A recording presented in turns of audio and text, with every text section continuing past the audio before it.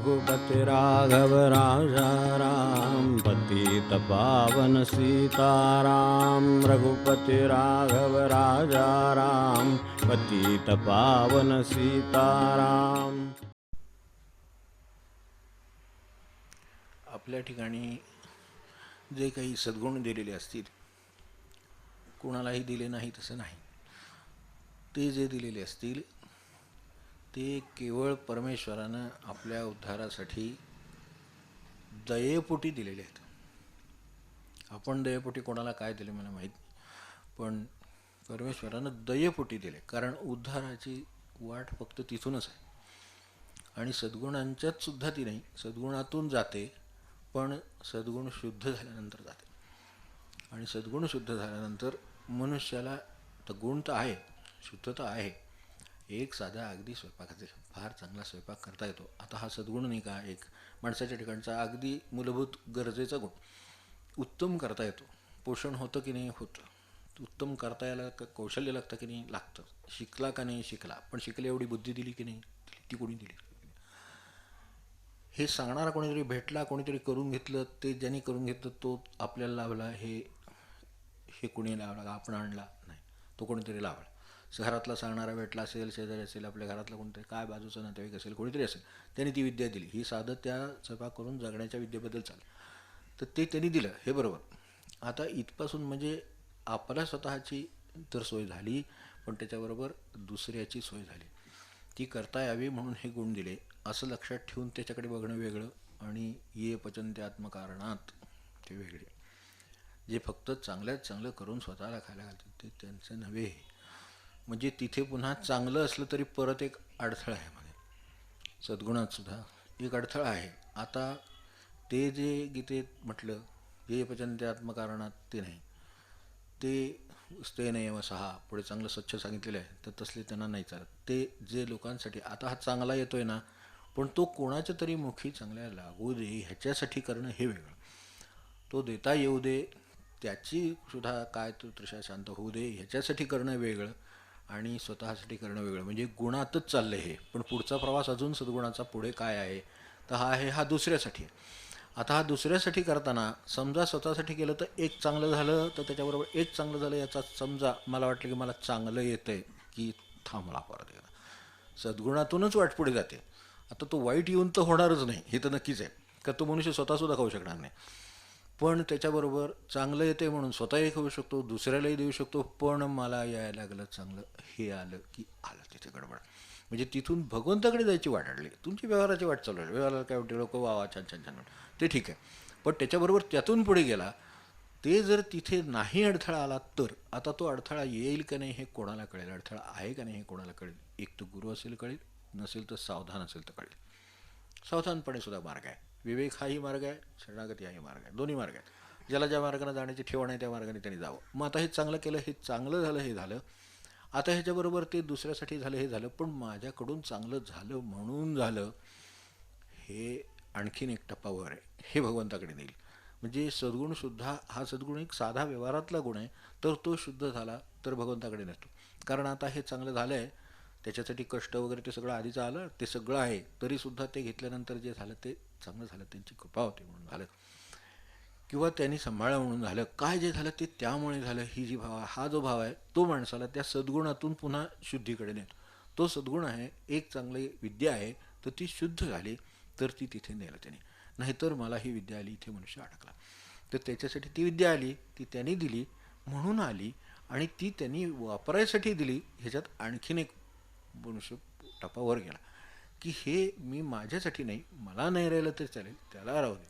सत्पुरुषांचा कळवळा ते कुठे असतात याची आपल्याला कल्पना येणं खूप कठीण आहे, कारण व्यवहारात आधी इथेच मनुष्य अडकले आहे. सद्गुणाच्या शुद्धीनंतर परमेश्वराच्या प्राप्तीचा मार्ग मोकळा होतो. म्हणजे परमेश्वर मिळत नाही, मार्ग मोकळा होतो, पुन्हा तो चालायचा आहेच. कारण जाग येणं हे वेगळं आणि जाग टिकवणं वेगळं ना. तर त्यामुळं जाग टिकवणं हे इथे जे म्हटलं आहे, आत्ता आपण गेल्या वेळी जे बघितलं त्याची सुरुवात, की आड पडिले झाकणं सगुणत्वाचे, तेव्हा हे गुण आहेत, हे अशाही अर्थाने गुण आहेत, अशाही अर्थाने गुण आहेत, मनुष्याला दिलेलेच आहेत. आता सत्वगुण हा ह्या सगळ्या सत्वरजतमातलाच गुण आहे ना. म्हणजे आपण तर तमाबद्दल बोललोच नाही, रजाबद्दल बोललोच नाही, खूप मोठं अचाट कार्य करून ठेवलं. म्हणजे काय झालं, त्यातून तो मोकळा झाला का, तर ते कार्य राहिलं. तर तशा अर्थाने ते मोकळं होण्याचं काम आहे, ते त्याचं मनाने मोकळं आहे. तर झालं कार्य, ठीक आहे. त्याच्या पुढे काय झालं, तर त्याच्या पुढे सद्गुण आले. तो शुद्ध झाल्यानंतर हे कार्य व्हायचं होतं म्हणून झालं. आमच्याकडे एकाने मदत करणाऱ्यांचं मी मागे सांगितलं, आमच्या नात्यातली जुनी गोष्ट आहे. तर तुम्ही होता, इतक्या माणसांना तुम्ही मदत केली म्हणून त्यांना म्हटले. ते म्हणजे त्याच्यावर बरेच चर्चा आली. त्याची उदाहरणं खूप होती, माहिती खूप होती. मी स्वतःही त्याचा मलाही स्वतःला लाभ एकेकाळी झाला. तर मी त्यांना म्हटलं, एवढं तुम्ही कार्य केलं. तर ते म्हणले, तसं नाही, ते कार्य करायच्या वेळेला मी तिथे होतो, मला अनुकूलता होती आणि मला त्यावेळेला बुद्धी झाली म्हणून ते झालं. माझा हात लागायचा होता म्हणून ते झालं. नाहीतर मी नसतो तर कार्य थांबलं असतं का त्याचं. म्हणले एवढा विचार मी मनात करतो. म्हटलं तुम्ही अशा अलिप्त कशी काय राहू शकता. तर राहू शकतो म्हणलं, कारण ते करायच्या वेळेला ही अनुकूलता होती. ते त्या काळात पैशाचा प्रश्न होता, तेव्हा पैशाची अनुकूलता होती, शरीर प्रकृतीची अनुकूलता होती, रात्रंदिवस प्रवास करून एखाद्याच्या मदतीला जाण्याची अनुकूलता होती. हे सगळं होतं म्हणून झालं. नसतो समजा मी, तर त्याची नड राहिली असते का. जगाचे एवढे राजा महाराजा एवढे महाधुरंधर माणसं होऊन गेली तरी ती गेली तरी जगाचं नडलं नाही. मग कसं जगाचं नड, त्याचं कोणीतरी करणारा. त्यावेळेला ते काम भगवंताला इच्छा होती की माझ्याकडून हो म्हणून झालं, यापेक्षा त्यात काही नाही. हे झालं, त्यामुळे त्यांना ते इतर साधन न करता साधलं. त्यांना जे काही साधायचं ते साधन न करता कसं साधतं, तर समजुतीनं साधतं. मग विवेकाचा पण मार्ग आहे, मग ते मार्ग नाही, मग त्यांच्याकडे भक्ती मार्गाचं काही आढळ नाही. म्हणून हा प्रश्न उद्भवला आणि त्यातून ही चर्चा झाली. तेव्हा सत्वगुण शुद्ध होईल. सत्वगुणाचा जेव्हा शुद्ध होईल तेव्हाच तो तिथे नाही. मग आता सत्वगुणाला लागून समजा मान आहे, प्रतिष्ठा आहे, समजा किती गोष्टी त्याला लागून आहे, हे सगळ्यापासून बाजूला राहणं ही गोष्ट मोठी अवघड आहे. आणि पुन्हा सगळ्याची सद्गुणाच्या पलीकडे, त्या शुद्धीच्या पलीकडे गुणत्वाचे जे झाकण पडेले. तर हे काय आहे, महाराज असं म्हणले तसं आहे की ह्याच्यातून फुलातून अत्तर कोणी काढेल, पण मातीतून अत्तर काढायला समर्थांसारख्याने शिकवलं. हे जे आहे हे मोठं कठीण काम. मातीला ज्या वेळेला फार तापते त्यावेळेला आपण बघितलं असेल की ज्या वेळेला पावसाचा एक शिडकावा आला तर सुगंध येतो मातीमध्ये. त्यामुळे त्याबद्दल उल्लेख आहेच सगळीकडे. तर तो जो गंध आहे तो मातीमध्ये आहे.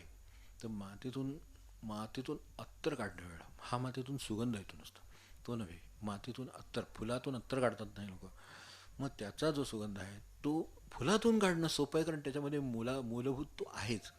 आणि अशा तऱ्हेची असलेल्या फुलातूनच, केवढ्यातूनच काढतील, याच्यातूनच या सगळ्यातूनच काढतील. जो काय आपण वापरतो तो त्यातून काढतील.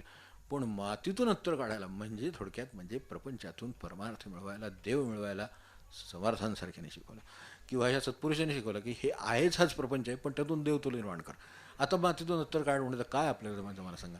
म्हणजे ही विद्या देणारा सुद्धा मातीतून अत्तर काढायचं.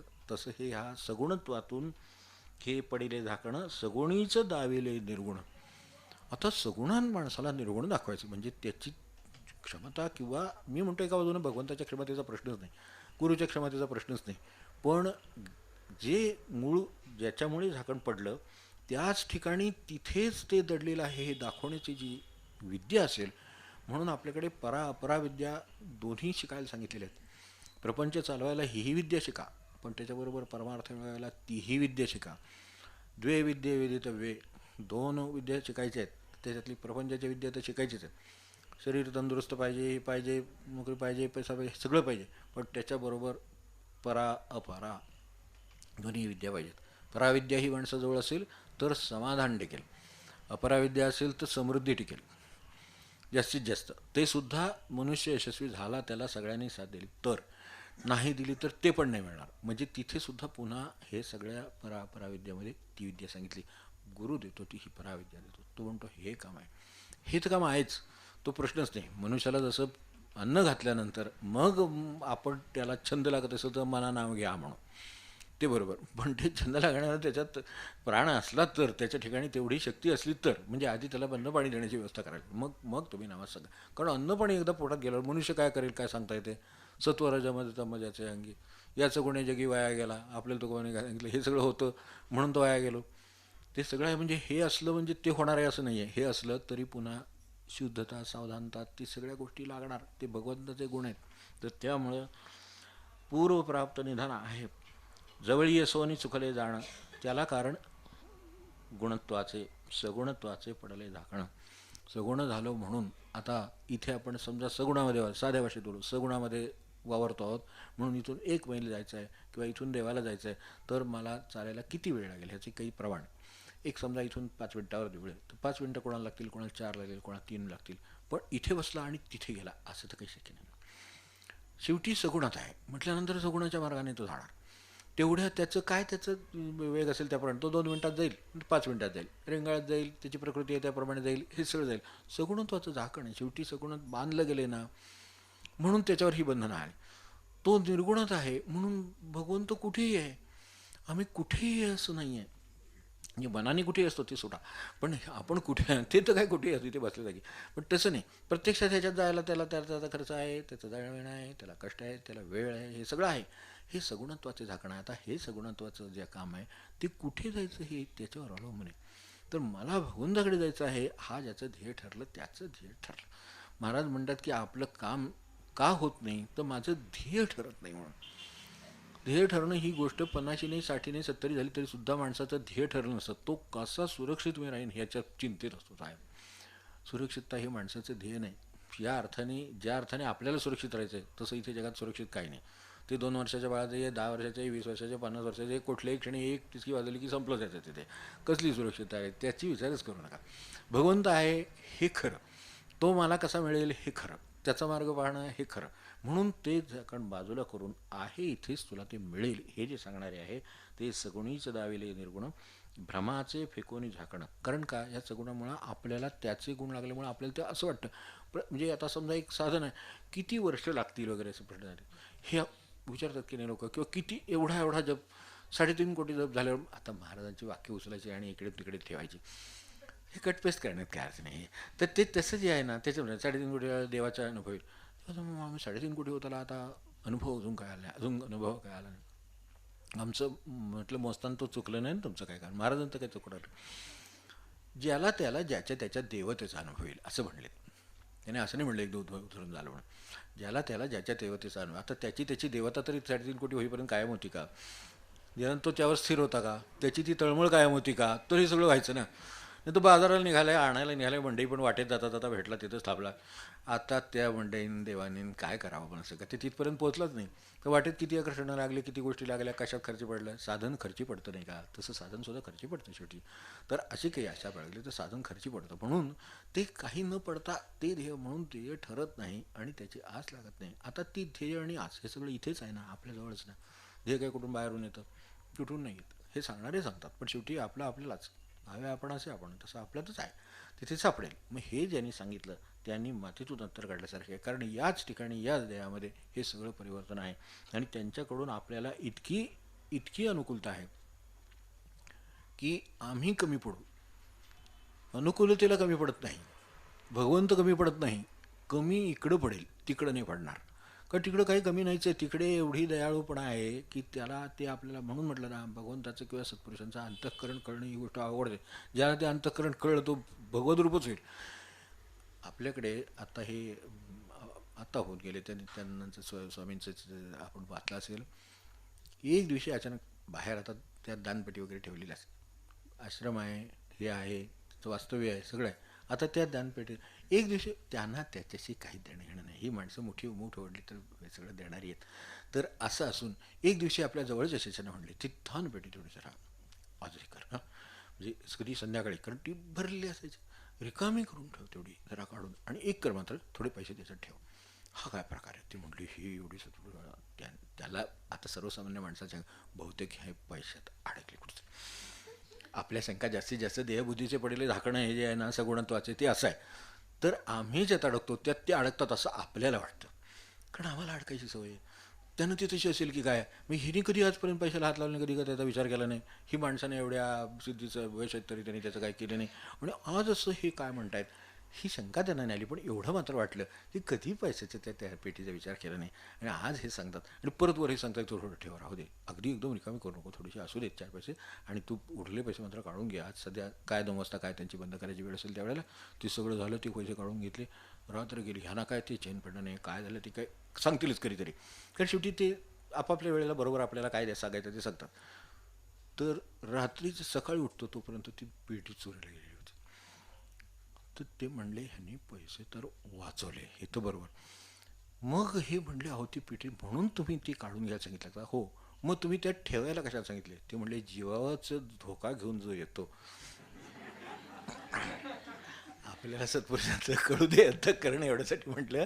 तर इथपर्यंत जे विचार करणारे आहेत ते आपल्याला म्हणजे तो हा तुझा हरी उपेक्षिला आहे काय, आपले पक्षी वनचर्या आहे तर भूमीवरी तया लागी हरी उपेक्षणा, तो आम्हाला उपेक्षा करायला असं वाटतंच कसं काय? म्हणून तर ते सत्पुरुषाला सांगावं लागतं. म्हणून सत्पुरुषाने येऊन भगवंताचा मार्ग सोपा आहे हे सांगितलं. मार्ग हा सोपा सुखरूप असं सांगायचं कारण का पडलं, तर आम्हाला सगळे मार्ग अवघडच चालायची सवय ना, अवघडच करायची सवय. सोपं असलं तर अवघड करणारी माणसं. मग त्यामुळे त्यांना हे मार्ग सोपा हे सांगायचं कारण का पडलं, तर आपल्याला असं वाटतं ही प्रपंचात एवढीशी गोष्टी मिळवायची तर इतके कष्ट करावे लागतात. भगवंत मिळवायचं म्हणजे काय? भगवंत मिळवायचं म्हणजे काही करावं लागत नाही, शांत राहा. एवढं केलं तरी भगवंत लगेच प्रसन्न व्हायला तयार आहे, कारण तो शांतमूर्ती आहे. त्यामुळं तो लगेच प्रसन्न व्हायला पण आम्ही शांत कुठं राहायला तयार आहे. तर त्यासाठी हा मार्ग सोका आहे, सुखरूप आहे असं सांगायचं त्यांना आहे. म्हणून सगुणीच दाविले निर्गुण भ्रमाचे, हे जो भ्रम आहे माझा, अमुक एका पद्धतीनं अमुक एका पद्धतीनं अमुक एका पद्धतीनं असं भगवंत प्राप्ती नाही काहीही न करतात त्या अर्थाने. तर तिथे सगुणच दाविले निर्गुण भ्रमाचे फेकोनी झाकण. झाकण उघडलं की जशी वस्तू दिसावी तितकं हे सगुणत्वाचं जे आपले भ्रमकल्पना आपले हे सगळं काय मतं अमक्या तमक्या वाचनं ते त्याच्यातून निर्माण झालेले गोंधळ, किती माणसं ग्रंथ किती ग्रंथ वाच, शेवटी असं डोकं जड होतं शेवटी. आणि एकदा हा म्हणतो ती बरोबर वाटते, तो म्हणतो ती बरोबर वाटतं, असं करावं का काय तसं करावं का काय, काय कशाला करायचं, आपण नाम घे नको तो सारा छंद संपला, एवढं खरं काम झालं. एक प्रवचन बाद झालं तेवढं झालं खरं म्हणजे. पण काय होतं, जितकी ठेवणी तितक्या ती साधनं द्यावी लागतात, म्हणून मग ते तेवढी साधनं देतात. ते म्हणतात ठीक आहे तुला या मार्गाने कळत नाही तर त्या मार्गाने सांगतो.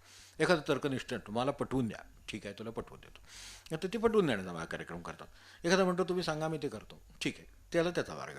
मग आता हे सगळे मार्ग सारखे आहेत का? नाहीत, कारण माणसासारखे नाहीत, ठेवणीसारख्या नाहीत, मार्ग दिले. पण ह्याचा अर्थ इतके मार्ग लागतात असं काही नाही.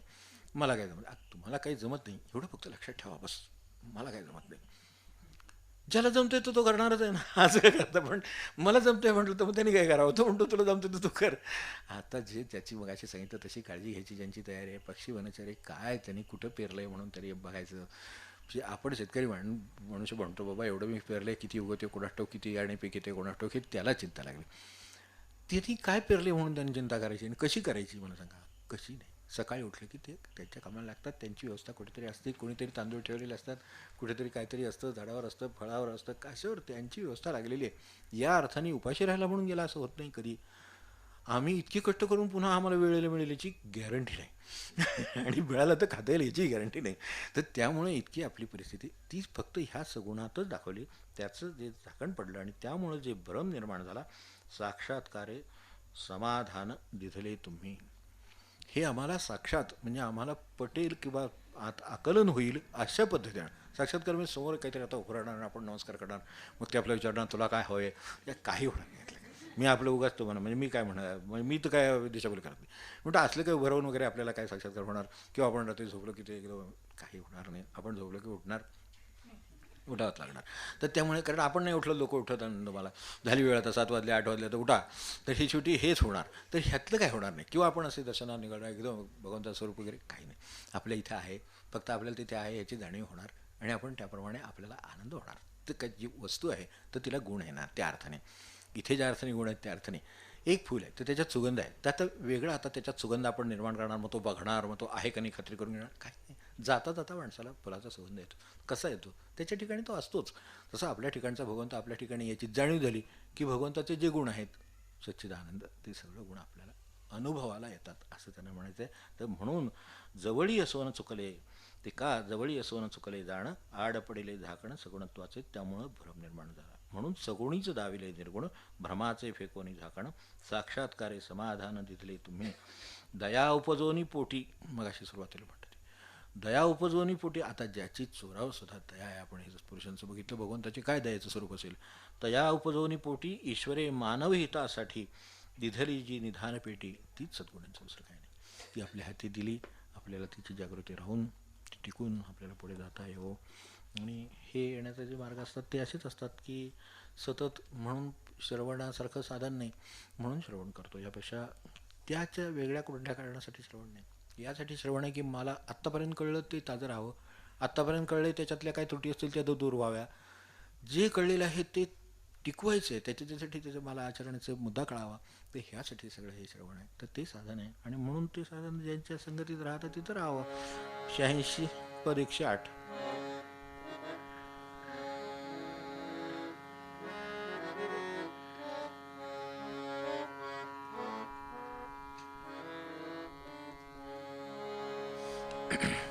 देव वसे चित्ती त्याची घडावी संगती. देव वसे चित्ती त्याची घडावी संगती. ऐसे आवडते मना देवा पूर्वी वासना. ऐसे आवडते मना देवा पूर्वी वासना. देव वसे चित्ती त्याची घडावी संगती. देव वसे चित्ती त्याची घडावी संगती. संत जनास वे भेटी न हो अंग संगे तुटी. संत जनास वे भेटी न हो अंग संगे तुटी. देव वसे चित्ती त्याची घडावी संगती. देव वसे चित्ती त्याची घडावी संगती. तुका म्हणे जीणे भले संत संघटणे. तुका म्हणे जीणे भले संत संघटणे. देव वसे चित्ती त्याची घडावी संगती. देव वसे चित्ती त्याची घडावी संगती. घडावी संगती. घडावी संगती.